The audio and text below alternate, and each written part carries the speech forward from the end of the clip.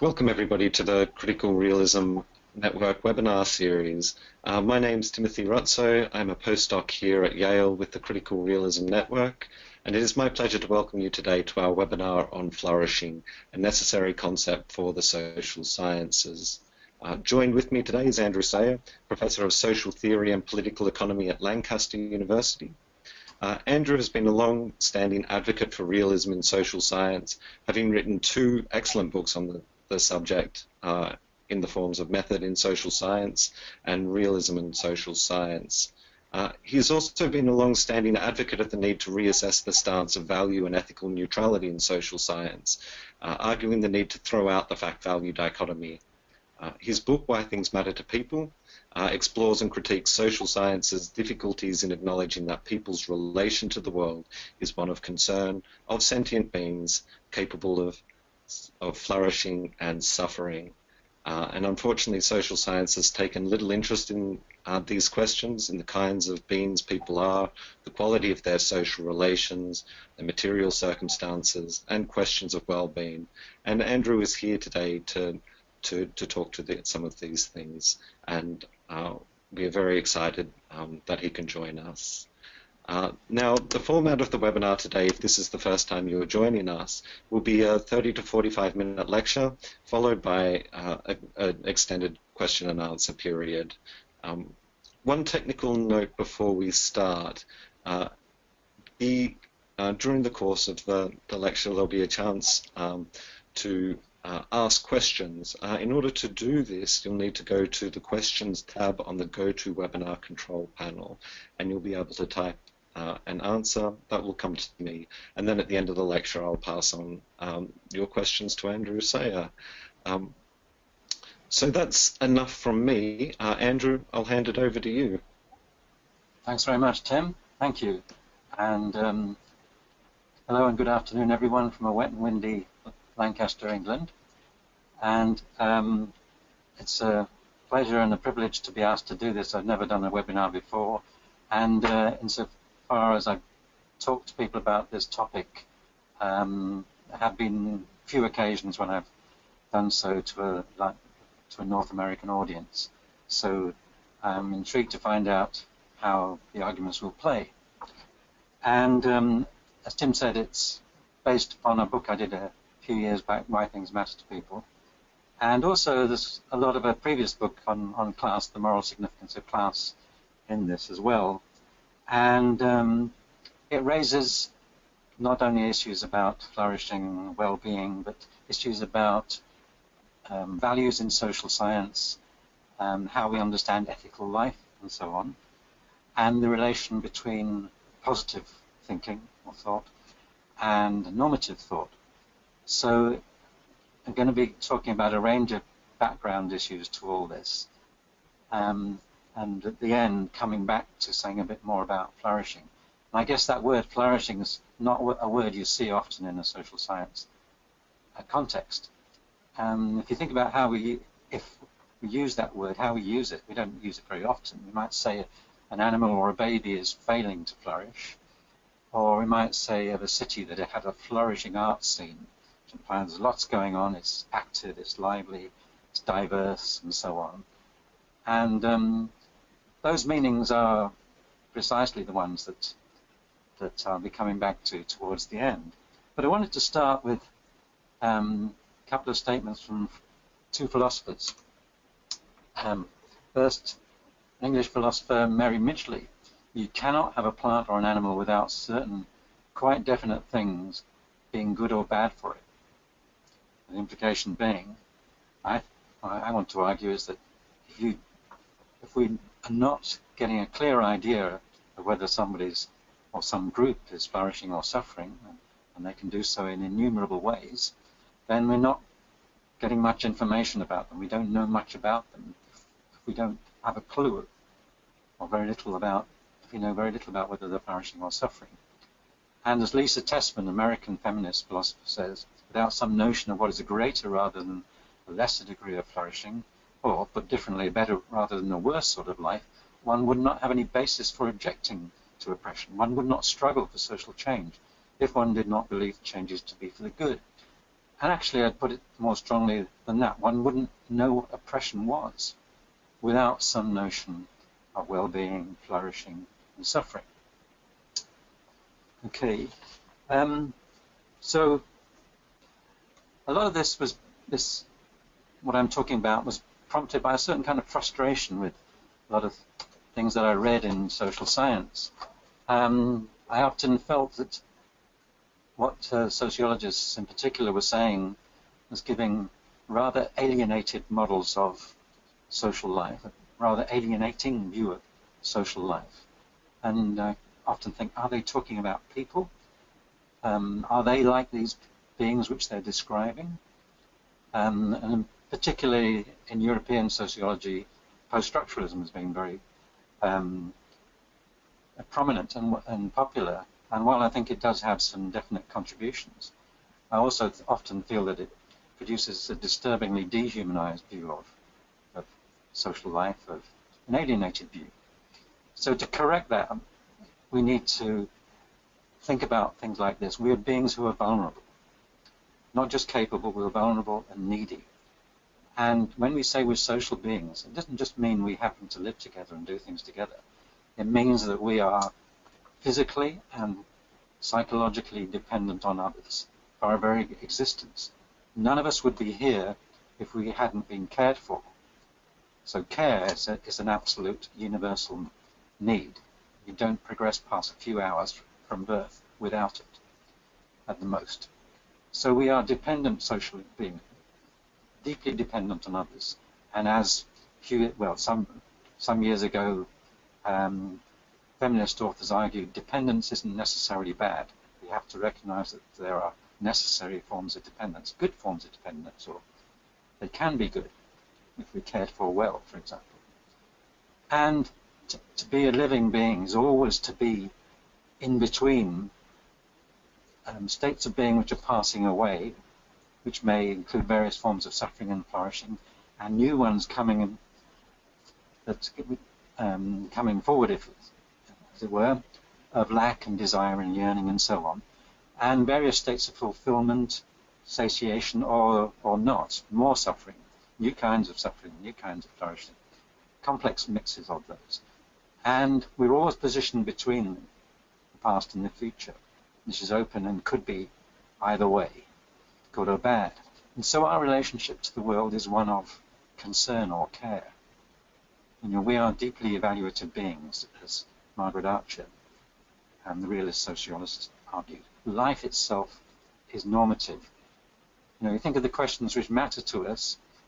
Okay, we need to know what exists to get round in life, to do things. We need to know how some things work, but we also need to evaluate. We need normative questions always there.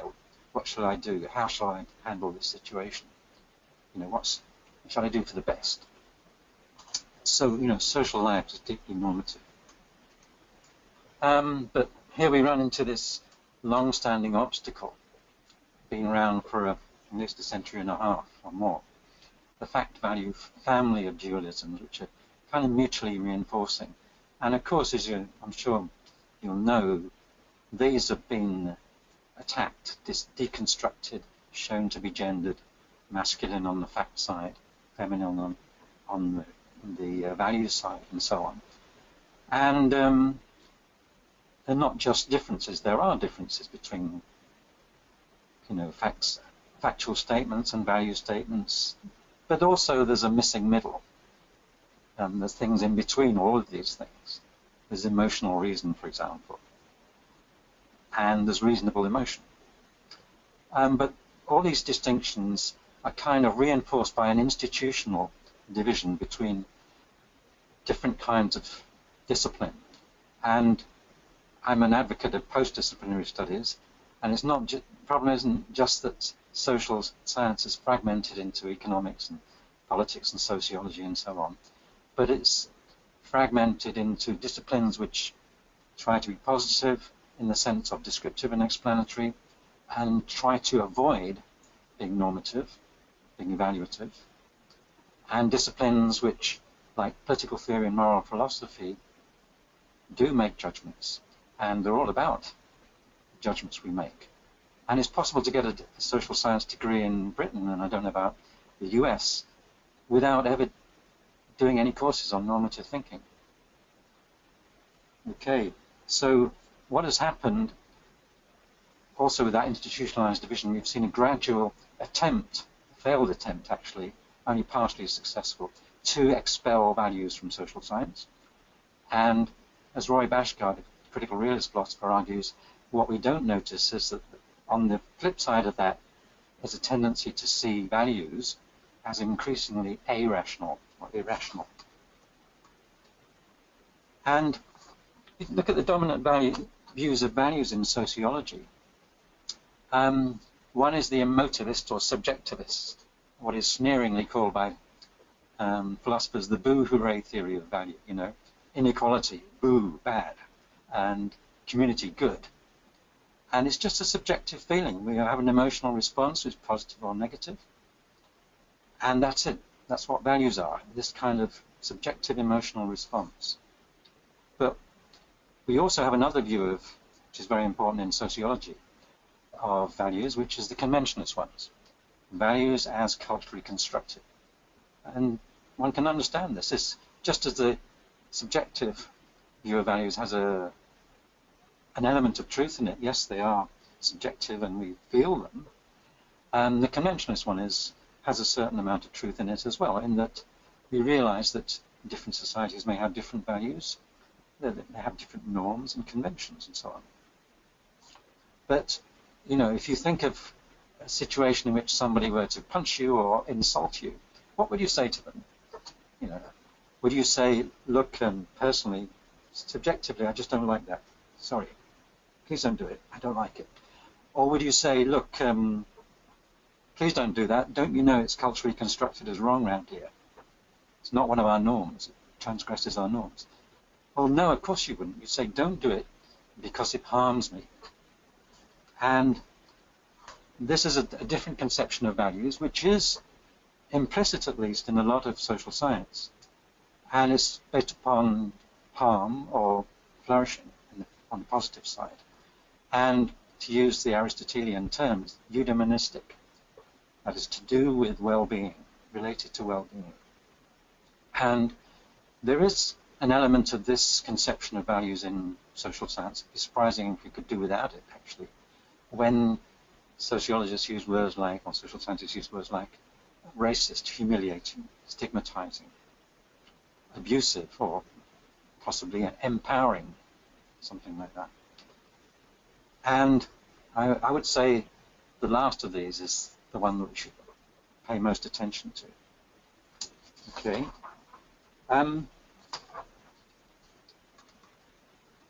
But I think this has got a lot to do with explaining why social science has a lot of difficulty in understanding ethical life.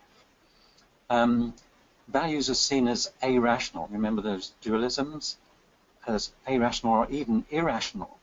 And Max Weber's got a lot to blame for this, with his comically neurotic view of values as demons and demagogues, you know, that when you step outside science into making evaluative judgments, science ends, and we're in this world of demons and demagogues. And it's quite extraordinary. And so we have social scientists who go along with that are misunderstanding values. And the emotivist and conventionalist views of values tend to be reinforced by the spectator's view that we normally take, third-person view of what's happening before us, and not taking into account what might be the first-person view of what's happening, where, you know, I'm being hurt here, I'm being harmed. Stop it.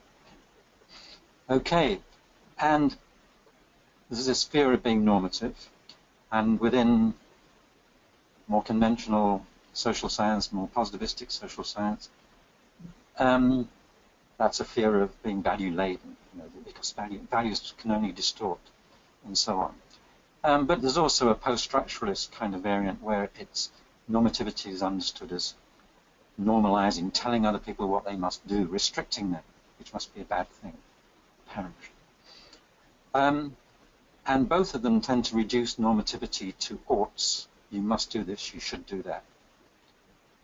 And I think it's extremely important to sort of demote oughts within normativity and elevate the importance of evaluation, which is usually, we hope, prior to making any statements about what people should do or shouldn't do. Evaluation, is this good or bad in some way? Okay, and underpinning all of these difficulties is a certain kind of anti-naturalism that is a particular aversion to talking about human nature. And because we're afraid of being biologistic or biologically reductionist, perhaps, because we think nature's immutable, and therefore to concede anything to nature is to restrict us. And so often that goes with an argument that we're cultural beings. And, well, sociologists and cultural studies people would say that, wouldn't they? Expands their domain of things that they can talk about. Well, yes, we are cultural beings, but in acknowledging that, we are saying something about our nature. So we'll come back to that naturalism shortly, but I want to argue that values can be reasonable, can be defensible, can be indispensable to understanding the situation. If I say millions of people are suffering in Syria or child abuse causes damage to people, are those factual statements or are they value judgments? Well, I'd say they're both. They're simultaneously making claims about what is happening. These people are objectively suffering. And clearly it's an evaluation. If you don't know that suffering is bad, you don't understand what it is. Okay. So suffering and flourishing are states of being. They're matters of fact which we can identify or fail to identify, and we can evaluate fallibly. We may get it wrong. We may think that someone's having a bad time and they're not. But sure, we can get factual judgments, simple, straightforward factual judgments wrong. You know, we can think it's raining outside and it isn't. Well, so there's nothing special about the fallibility of evaluative judgments. All our statements are fallible. So, moving on. And I think it's extremely important to think about evaluative words. And this is an idea from philosophy, quite an old one, that there are thin and thick ethical descriptions. If somebody said, this is good, that's bad. But it kind of sounds arbitrary. Why is it good or bad? Just because you say so? But if that person also says instead, that was courageous, that was kind, that was generous, you know, that was very respectful or something like that, then it doesn't seem so arbitrary, does it? Because it's got some descriptive content in it. And we can check it out. Okay, you're saying this is abusive? All right. And we start to imagine what that might mean, physical, psychological, and so on. And we check it out, maybe. And so we can make it, you know, we can evaluate values as more or less reasonable accounts, evaluative judgments, where they involve these thick ethical descriptions, and it would be hard to describe much of social life without using thick ethical descriptions. You can try replacing them with more supposedly neutral words, but you just lose content. You know, if you describe a village which has just been bombed out, and the destruction that's caused and the suffering and loss of life and all the rest of it as collateral damage, then you're deliberately trying to hide something, aren't you? Euphemize something. And, you know, when I say thick ethical descriptions are really important in describing social life, I just read this book, I don't know if you can see it, Arlie Hochschild. It's about the Tea Party. And she did this 5-year ethnography in Louisiana, staying with Tea Party members. And it's a brilliant ethnography. It's a kind of hermeneutics of sympathy rather than suspicion, that it's willing to listen to people and find out what their concerns are and whether they're suffering or flourishing in various ways, and whether maybe they misunderstand their situation in various ways, but we need to observe them and make evaluative descriptions of their work. And moving on.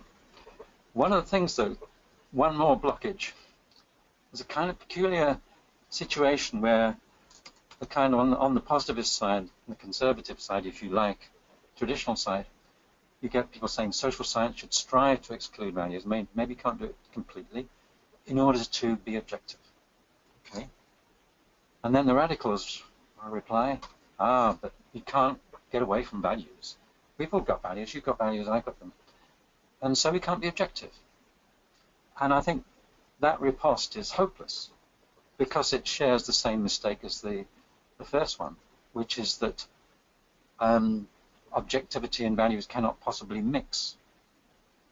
And what's happening there is that people slide between two meanings of objective, and I hear colleagues do this all the time, everywhere I go, in social science. And in daily life, people say this as well, like, oh, I can't be objective because I've got values about this. Well, there's two different meanings of objective here. One is where objective is a synonym for true or more true, or practically adequate, a good representation of what's happening, a good count. And the other meaning is value-free. And those two things are quite different. And I think we should just drop the usage of the association between objectivity and value-free. We should drop that meaning altogether. Because just because you've got values about something, it doesn't mean to say that you're going to be misled by those. You could be. Yes, of course, you could only see what you want to see, but you might be able to see things that other people can't see. So, if you take feminism, for example, that's very much value-driven by concern about the position of women and concern about patriarchy and so on. But having those concerns led feminist researchers to uncover processes which have been missed completely before, by and large. So values can mislead, yeah, but they can also illuminate. Can't know in advance, but just trying to avoid them is ridiculous. We can't know very much about people unless we're making these evaluative judgments about their condition. Okay, so I tried to summarize this view of values in a diagram. And you can see at the bottom, when we make an evaluation of something like somebody's behavior or a situation or a certain kind of practice, our evaluations of that concrete practice are influenced by our already existing values, aren't they? So if you've been sensitized to, say, racism or something like that, and you see some racist behavior, then you make a concrete evaluation of that, a negative concrete evaluation of that as racist. But if you repeatedly, when we repeatedly evaluate things concretely, that reinforces or maybe modifies those abstract sedimented kind of values. And it's interesting that we can change our values. It's usually a slow process. And the other week I saw a great old American film called In the Heat of the Night, which is about a murder of a white man in southern Alabama, I think it is, on Mississippi. And a black man happens to be in the town. It turns out, when he's arrested, it turns out he's a detective, a very high-powered detective from the north, just visiting his mother and just about to go home, but he's detained and accused of the murder, conveniently. But he turns out to be much more competent than the white detectives and all the racists around him, and morally superior. And at the end of the film, the white detective played by Rod Steiger, he just shows the glimmers of awareness that this guy is actually not my inferior, he's my equal. In fact, in many ways, he's my superior. He's morally superior. And so if we observe, okay, our values are guiding our particular evaluations, but if we observe something which is really dissonant, discrepant, then it sows the seeds of doubts. It begins to erode those values, which is not to say that, you know, somebody who's a racist, who's persuaded through reason that it's actually wrong, it's bad, it's mistaken, that they immediately change their values because they're deeply sedimented, and it takes a long time to kind of expunge those older values. Okay, which is to do with the neuroscience of it all, but that's another topic. Okay, so what I'm advocating is a kind of naturalism. It's making claims about human nature, but it's qualified in important ways. And I'm saying that the meaning of good and bad ultimately relates, that's a kind of loose word, quite deliberately, relates to our needs, to flourishing and suffering, to the kind of beings that we are, which I've already been talking about a bit, what kind of beings are we, dependent and so on. And we immediately have to make some qualifications. The first is that cultures actually influence us. They affect the way our brains develop. The way we're embrained is we have differently cultivated natures. That's a better way of putting it. And they influence our bodies and our minds. They toughen us up or soften us up and make us fitter or less fit and all sorts of things. And dispose favorably or unfavorably to various different things. And cultures always define what needs are, what flourishing and suffering are, what it is to be good. What's it good? What's a good person? What's a good man or woman or whatever? What is it to be? And so they all have their own interpretations of these matters. And they're all fallible because, precisely because they're about something which isn't reducible just to reflection. And we can be mistaken. We thought that doing such and such was good, but actually it's not. In the 1930s in Britain, mothers were told not to cuddle their kids too much, for their babies too much, and all that kind of thing, and because they become needy and so on, too dependent. And later that was found out to be dangerously wrong, dangerously mistaken. So we can have misconceptions. And then, thirdly, there is a whole range of goods which are, in a more substantial sense, not only culturally interpreted, but culturally constructed, like music and sports, medicine, or philosophy, or whatever, you know. And each of these forms of practice, in Alistair McIntyre's sense, that it has its own standards, its own satisfactions, internal goods, and whole little ways of life can revolve around those. Obviously, sociologists have studied this. And so, for example, if you're religious, then there are various certain goods that it affords you, and through practicing them. And you may, if you're religious, to be denied the possibility of worshipping and so on, it is an injury to you. You know, it's a form of violence, if you like. You suffer because you have become someone who's committed to that. And that's part of your life, part of who you are. Okay. And then fourthly, let's acknowledge that there are, of course, different cultural forms of flourishing and suffering.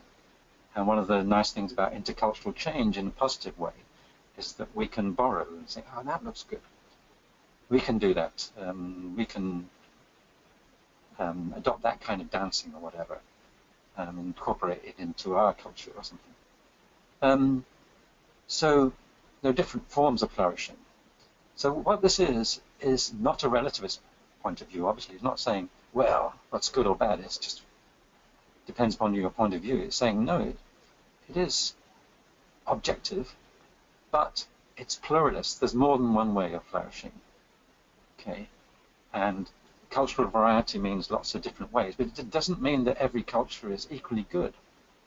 That may be slightly shocking thing to say, especially to sociology, cultural studies. Can one culture be better than another? Yes. Just think about Germany in the 1930s and 40s compared to Germany now. It has a better culture, one which is more conducive to flourishing. Okay. Marx on sentience and attachments. You will have seen this in the gendered language of the day. Man is an objective, sensuous being, therefore a suffering being, because he feels that he suffers, a passionate being. So another way of saying that sensuous being, this is physical as well as intellectual, it's emotional, and we're passionate because of that, because we can suffer. And one doesn't normally think of Marx as a kind of soft-hearted person, but this is what he said on the death of his 8-year-old son in a letter. Bacon, who was a philosopher, says that really important people have so many relations to nature in the world, so many objects of interest, that they easily get over any loss. I am not one of those important people. The death of my child has shattered me to the very core, and I feel the loss as keenly as on the first day. My poor wife is also completely broken down.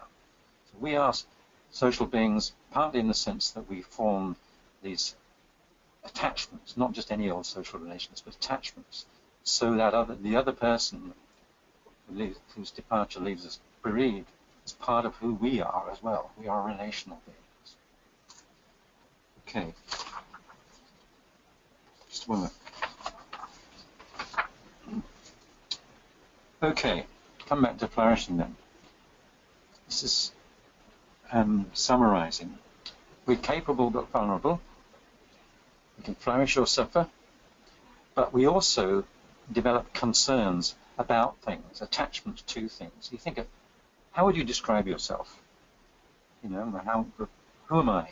Well, I'm a father, I'm a egalitarian, and I care about music, I care about this, that, and the other.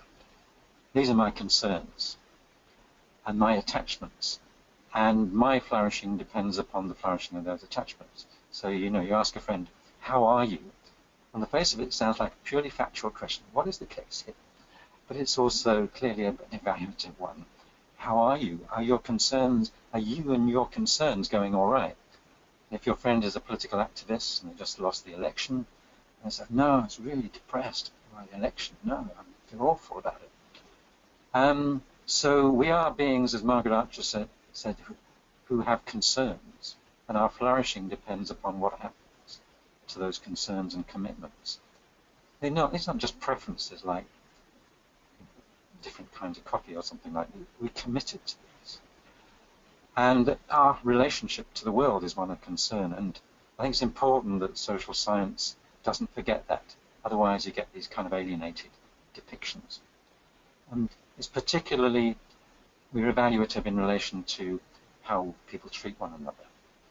And you think of how emotionally upset you can be by certain kinds of behavior.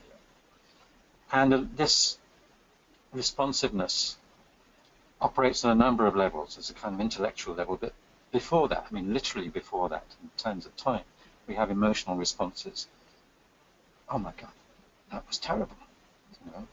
And then we start to think about it, and then that emotional immediate response from the lower brain actually prompts us to start thinking, what's happened here? What's going on? He shouldn't have said that. That's really awful. And so we need to recognize what's going on here. These aren't irrational or irrational processes. Yes, in some ways they go beyond our capacity to reason. They're in different parts of the brain, but there's a dialogue between these different parts of the brain, if you like. Getting quite into neuroscience recently, as you might have guessed. Okay. And you can think of ethical reason in terms of being about something. As I said earlier, values are about something, about what is happening, particularly to people and things we care about. And it's interesting, as Andrew Collier, a realist and philosopher from England, says, we describe an ethical person sometimes as a reasonable person. What does that mean? Somebody who will take into account our particular capacities and vulnerabilities and situation and context, rather than being indifferent to all that, just doing what the rules say. An understanding person, thoughtful, those are very significant ways of describing ethical behavior. And notice how they cross the fact-value divide, because it isn't really a divide. And we can think of morality less, I think we should think of it less in terms of norms and more in terms of a continuous dialogical process during which persons are in constant interaction with their world and the persons in that world, rather than as a set category of beliefs from which one picks appropriate responses to particular situations. In fact, even though at the core of the word normative is the word norm, actually norms are much less important than I think we realize. They're often just ways of rationalizing or organizing the more specific judgments that we make in the flow of everyday life. They codify them, but it doesn't mean to say that they're particularly important in responding to what we do. So if you're in the supermarket and an old person falls over, has a fall, you notice that, I hope the case it would be in my hometown, people rush to their aid, especially women, older women. And they don't seem to do that by thinking, what's the right thing to do here? What are the rules? Or what's a proper moral thing to do here? They just do it because they have these embodied dispositions to act virtuously. And Bourdieu, who I understand is quite popular in American sociology, deservedly so, he doesn't say very much about the ethical side of dispositions that form the habitus, but virtues and vices, dispositions to behave well or badly, are part of that, and that instant response. Okay. Now, coming to flourishing, there is a school of thought and an approach called the capabilities approach, which addresses this question. And it comes from Amartya Sen, a development economist and philosopher from India, and now working at Harvard, I think, and Martha Nussbaum, your own Martha Nussbaum. And it's not concerned with simple happiness. What I've been talking about is happiness. Happiness is a response, or properly is a response to living well. Your life is going well, then you should be happy. If you're not happy, then part of your life isn't going well because maybe you're mentally ill or something, you've got some kind of depression or some lingering problem from the past. So it's, as I said, this comes from development studies. Well-being isn't about how much money or resources you've got. Those are just means to an end. But they're about what people are able to do, what are they able to have, what are they able to be. And the kind of formal definition of a capability is substantive freedom to choose a life one has reason to value, to have access to functioning of these beings and doings and havings that are intrinsically important, which probably sounds hopelessly abstract, but Martha Nussbaum attempts to put some flesh on the bones, and she has a kind of list. She has a list of these substantive freedoms to choose a life one has reason to value. And she proposes this list, and one is for discussion. It's not saying, thou shalt do this. It's capability doesn't mean to say you must do all these things, but you must be able to do any of them if you want to. So good health, nutrition and shelter. If you want to fast for a few days, that's okay. But that's different from not being able to get food, from starving. And these are all, she suggests, elements of flourishing which possibly are cross-cultural.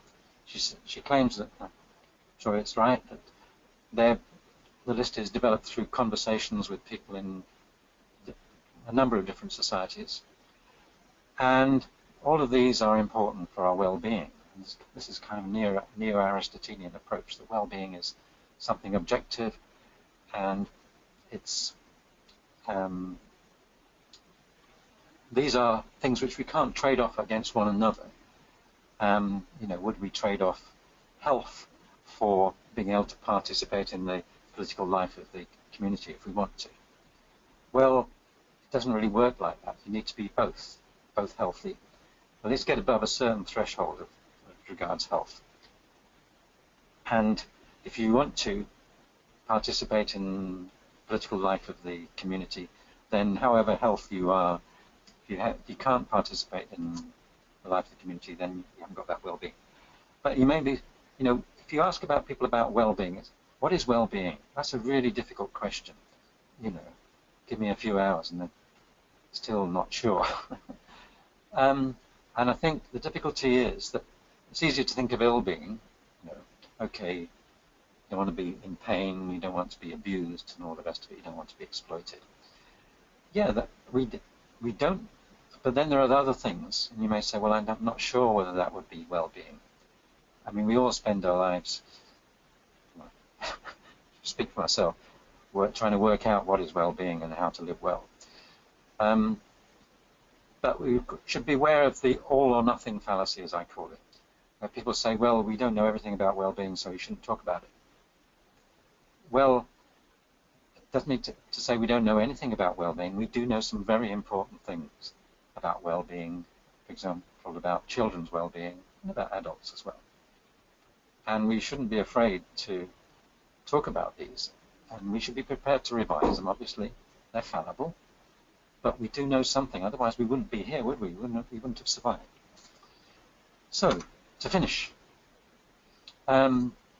Wittgenstein, I think he was probably thinking of natural science more than social science here. We feel that even when all possible scientific questions have been answered, the problems of life remain completely untouched. Well, if you do social science and you feel that after doing, a degree in sociology, the problems of life are still completely untouched, well, I think sociology has let you down.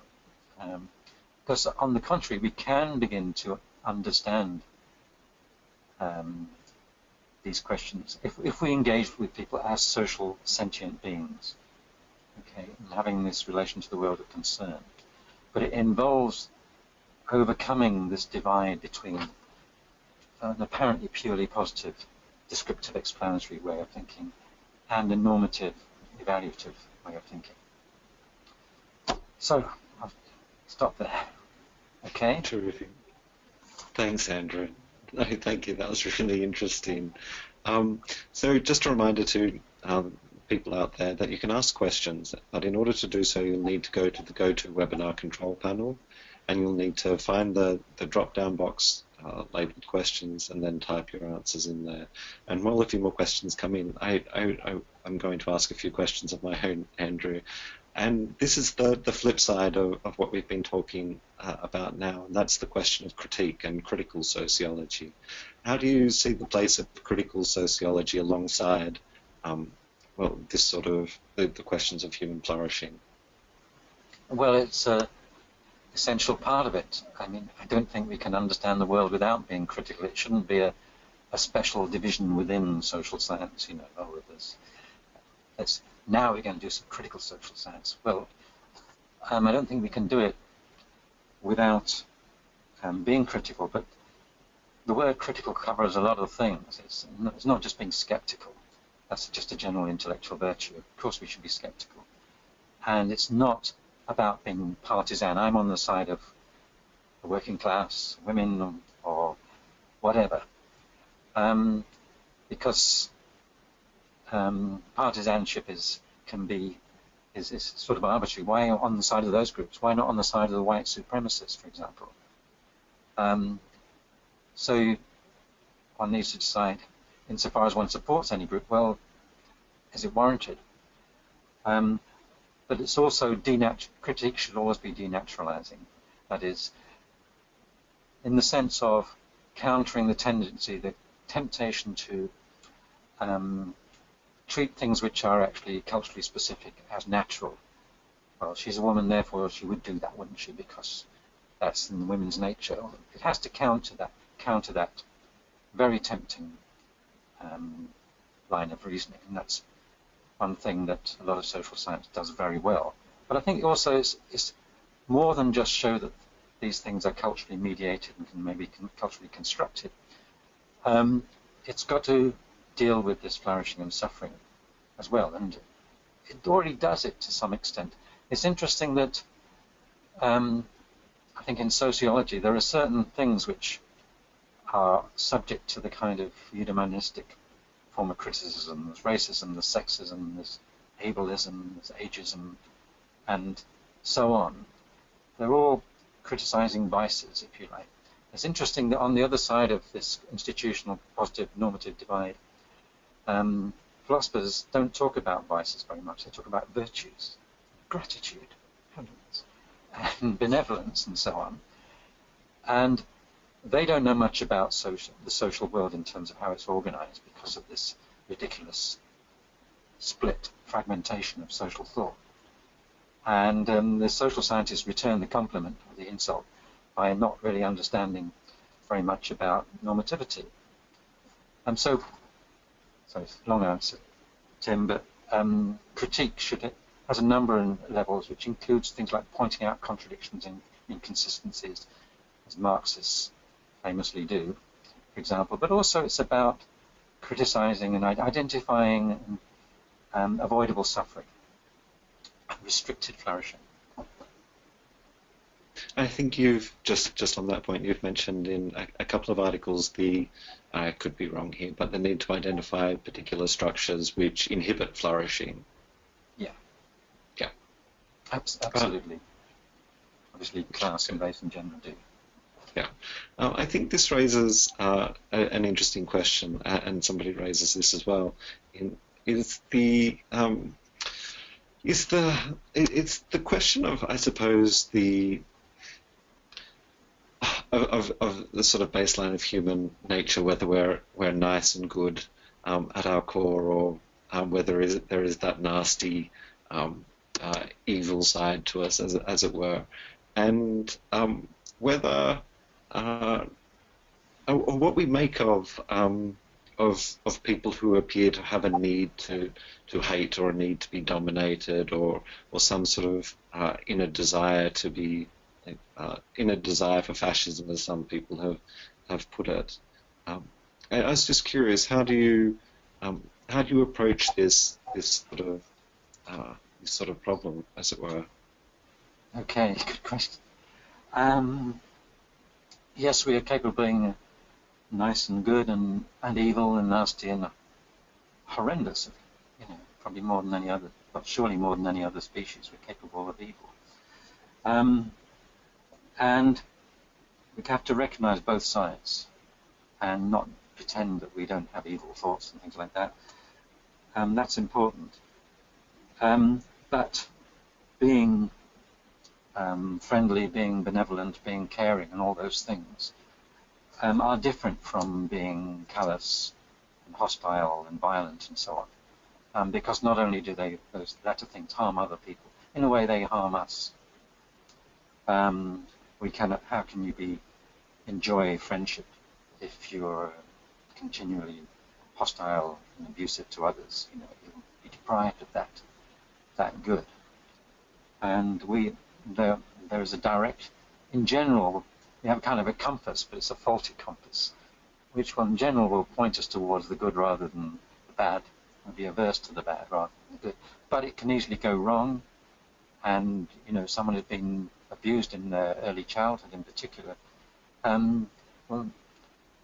very likely, and it's not inevitably, but is likely to develop behaviors and forms of reaction to others which aren't sociable, which harm others as well. So having been harmed, traumatic events have a lasting imprint on the brain, and they're very difficult to correct. And also the various therapies which make some difference. It's interesting how when they work, often they don't work by targeting them head on. They do it through the body, through movement, and all sorts of interestingly different ways. But so there's not a kind of equal status to the nice and the good and the evil. And then there's that old anecdote which is trotted out. It's in lots of philosophy books, popular books on ethics, and it's a good one, you know, of the child who's told this story, was told by their grandfather or grandmother, you know, I have two animals within me. One's good and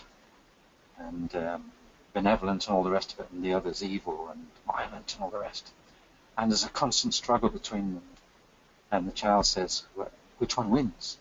And the grandparent says, the one that I allow to win. Well, that's okay. There is an element of that. We can decide, now, come on, be nice to this person. We can tell ourselves that. But again, it works a lot more at the level. It depends much more on the level of dispositions, and you know, this is where Bourdieu is right, I think. So a virtuous person is someone who's developed a habitus which is perhaps formed within social contexts and social relations which are predominantly caring and friendly, nurturing.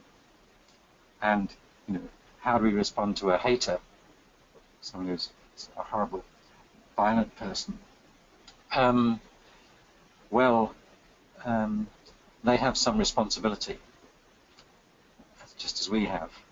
But there's a social element that depends upon social forces which have become embodied and embrained, and have become part of their dispositions. Okay, so the habitus is a kind of a black box in social theory, but if you wanted to open out, you have to get into neuropsychology and the body and all that, how we're embrained and embodied. And I think that's a new line of inquiry for people, for some academics. It's very interesting. So yeah, they have some responsibility, but it's important to understand where are they coming from, you know. And maybe we sometimes over readily attribute hate and misanthropy to other people. One of the things, again, I liked about the Hochschild book, the people that she interviewed did not seem to be white supremacists. They felt bad about being left behind in their hopes to achieve the American dream and all that. But in many ways, they were very benevolent, caring people who looked after each other, who cared about how they treated one another. But also, in many ways, they were racist as well. And the two, you know, it sounds an incongruous combination, doesn't it? But, you know, that is how it seems to be in the case of those people. And we should be open to these possibilities.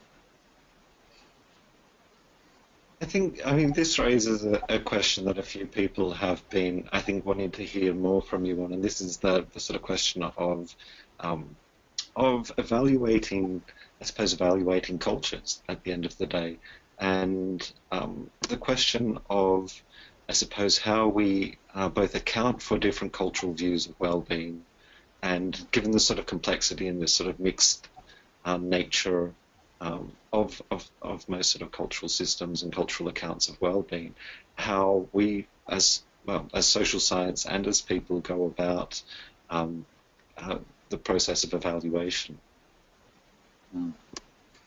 Well, just calling it evaluation, it's problematic. I wanted to say, well, how do we understand, bearing in mind that understanding social life is always going to have an element of evaluation on this person. These people are being friendly. These people are being hostile.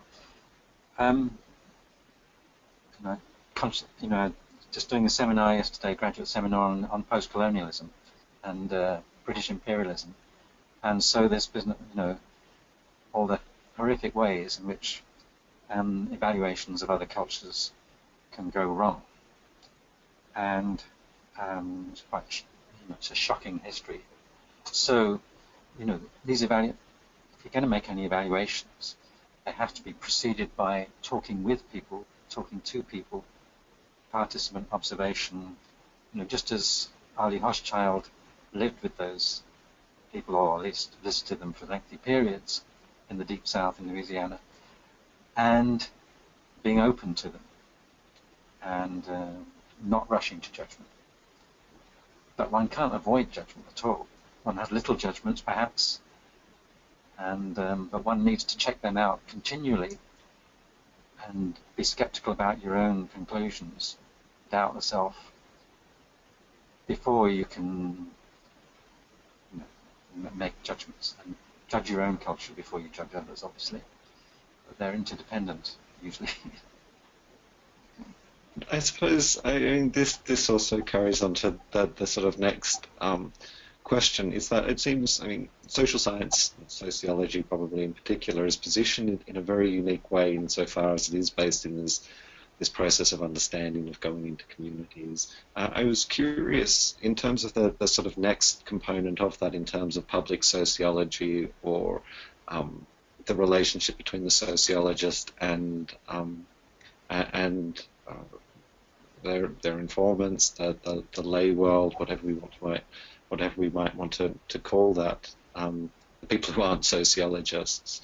How do you see that sort of dialogue, that discussion taking place? What's the sort of role of the sociologist? Does the sociologist have a role in a sort of public engagement?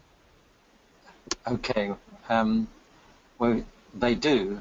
I think it's best if they just think of themselves as social scientists, rather than saying, because otherwise, I'm a sociologist, I'm going to make a case for sociology, I'm going to engage in some empire building here. We should follow connections where they lead, and they often lead across disciplinary boundaries. We should just follow them.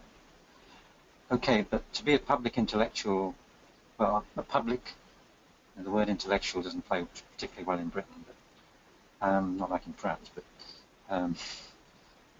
to be a public academic, if you like, is important. Yeah, we should. And there are often more accessible ways of presenting our work. I have to say, in a lot of avant-garde social theory, being accessible is, almost discouraged. And I have heard of famous social theorists telling their graduate students not to write too accessibly, otherwise they won't be seen as interesting.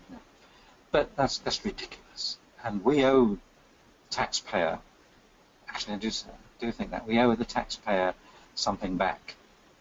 And okay, we give something back in terms of teaching our students, but we should give something back further.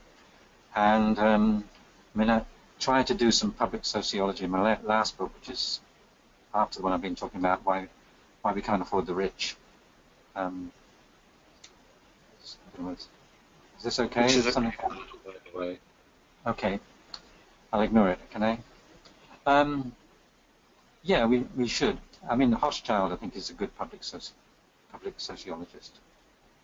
And yes, she shows there are good ways of making things accessible, and you can have all the references at the back and the appendices to back it up, as you probably should. But yeah, we need to get out there more. So, is that what you were asking? No, that's fine. That's great. That's helpful. And yeah, I love the book, and well, not just the title of the book, but the book itself, Why We Can't Afford the Rich. I would encourage people to go away and read it. I thought it was very timely and a very good critique.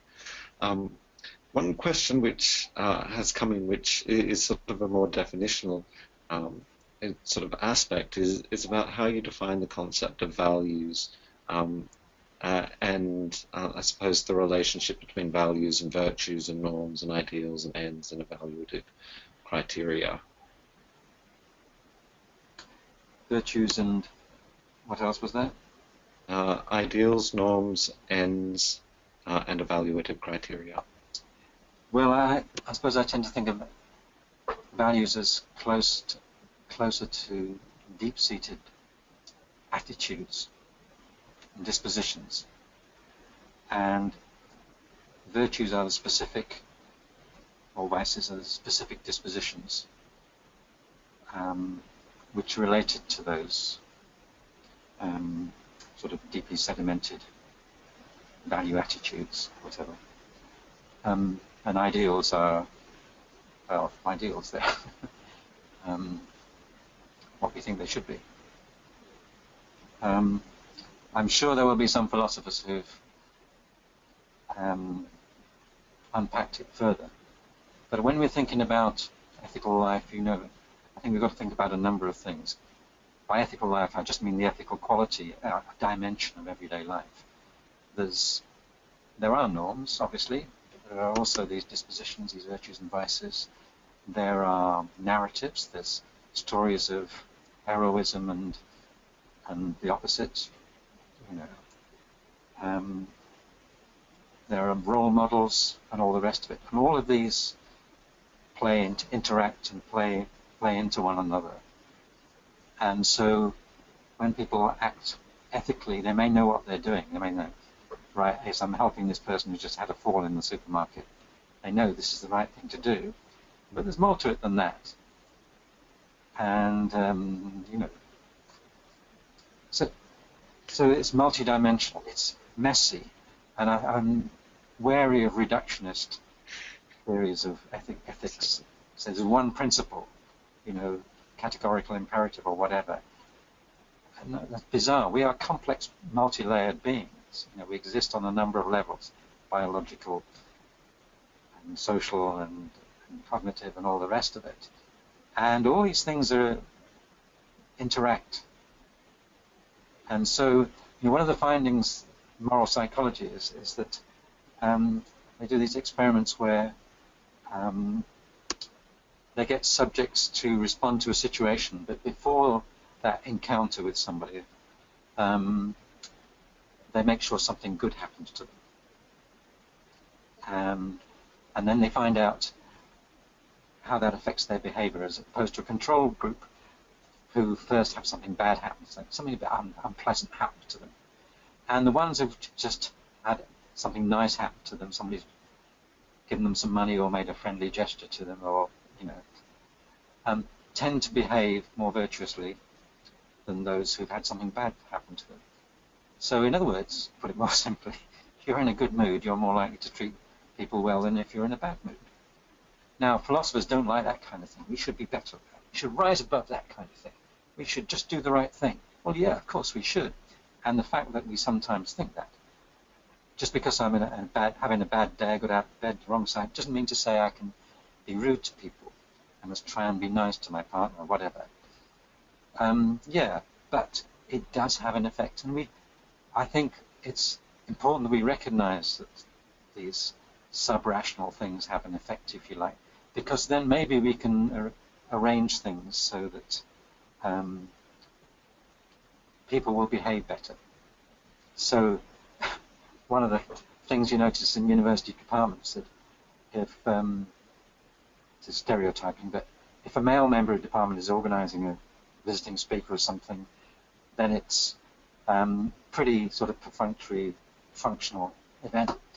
And whereas if a woman is organizing it, then more attention is paid to making everybody feel comfortable, introducing people to one another, and so they can establish that social relation.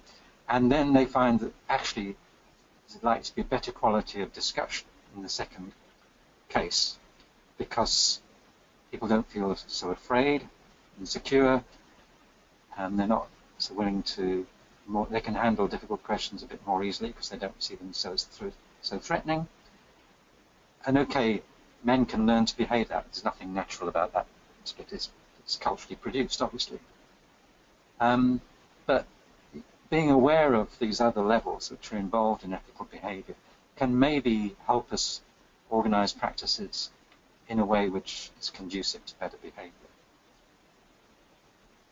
And something you said in there sort of prompted a question in terms of I suppose, the place of ideology and the manner in which ideology factors into this. In particular, I suppose the manner in which, I don't know what we want to say, that the sort of process of socialization and how we respond to that, and the sort of ideologies, the ideology critique that's sort of caught up with that. Yeah.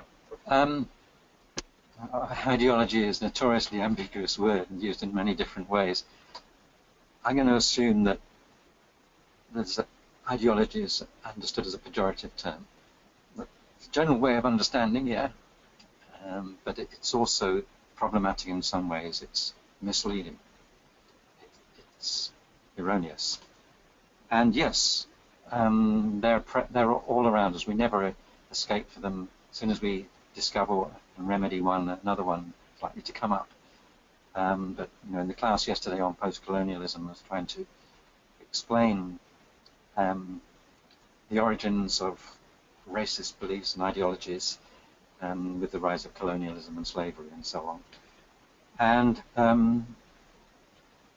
as I said, they're still around. It's important when encountering them to not just simply condemn, but to understand, why do people believe this? Why does it resonate with people? Why are people violent and ill-disposed towards that other group? And it may be because there's a sense of helplessness.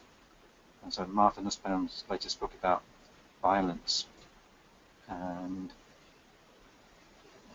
says that it partly, in many cases, stems from a sense of helplessness, and you look around for an easy target.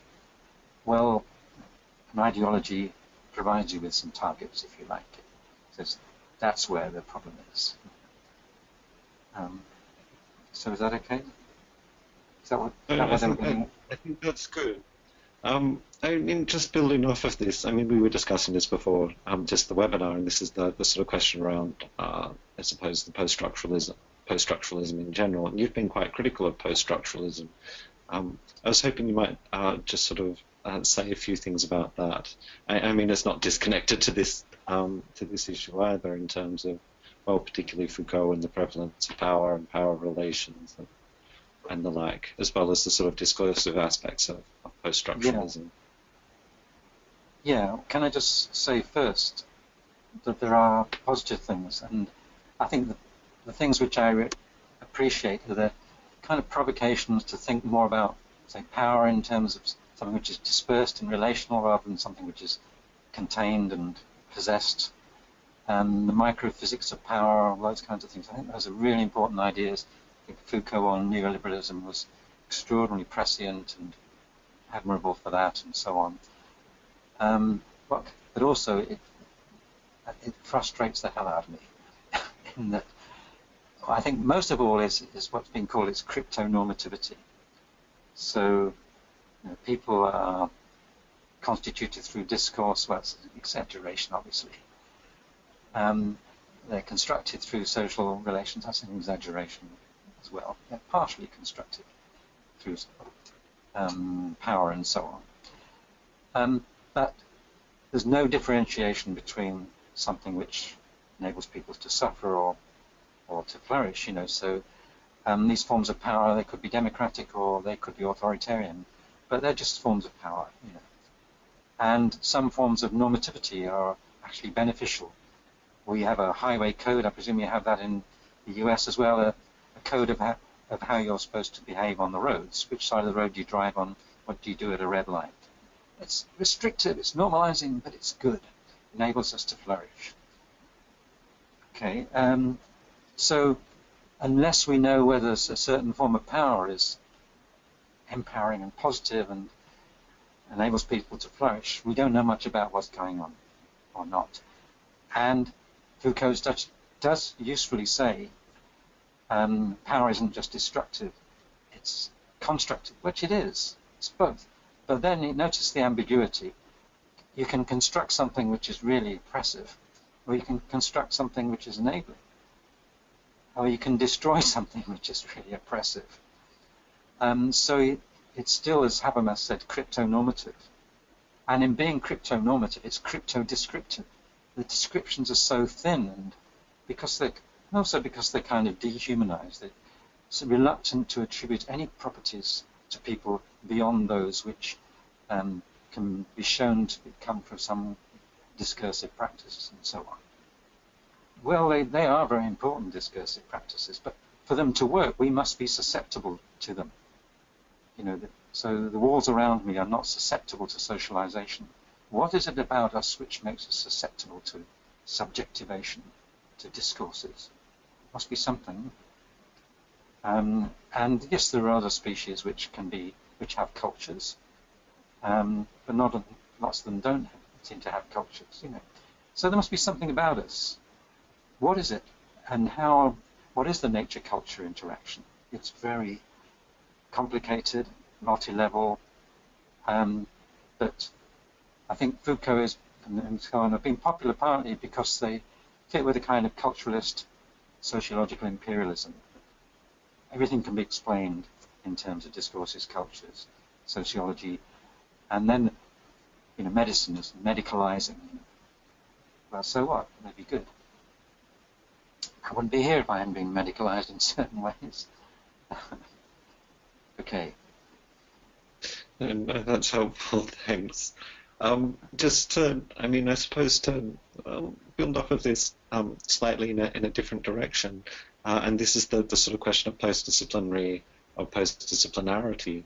I mean, you've just talked about the manner in which, I suppose, post-structuralism has tended to collapse everything into particular aspects, particular investigations, culture, discourse. In terms of, I suppose, a post-disciplinary vision of sociology, I mean, how do you have any sort of advice or thoughts on that? I mean, you've mentioned the sort of neuropsychology as well. I'd be interested to hear your thoughts on that and the relationship between it and social science. Yeah. Well, you know, sociology is the discipline which studies socialization or subjectification, as post-structuralists say, and yet it generally disregards the most important period of socialization, the early years, which it leaves to psychology, a discipline which it holds in contempt. And one of the most successful social scientific theories is attachment theory, which is about particularly babies, infants, but also older human beings, are formed in their early days. So the interaction between the prime carers and the baby is crucial because the baby's brain can do lots of things. It's a bit like a musical instrument that hasn't been tuned. It needs to be tuned, so its responses to the world are calibrated through its interactions with its primary carer or carers. And so if there's a frightening event, how its carer reacts to that gives a clue, as it were, to the baby's response. And there can be good and bad forms of attachment, neglect and abuse, obviously the worst forms. But how secure the person grows up to be as an adult has a lot to do with how they were treated in those early years, for example. Whether they are afraid of other people, whether they are nervous around them and all that, this kind of thing. It's a lot to do with this pre-linguistic phase, long before discourse comes up. How does the baby read its carer's face and expressions?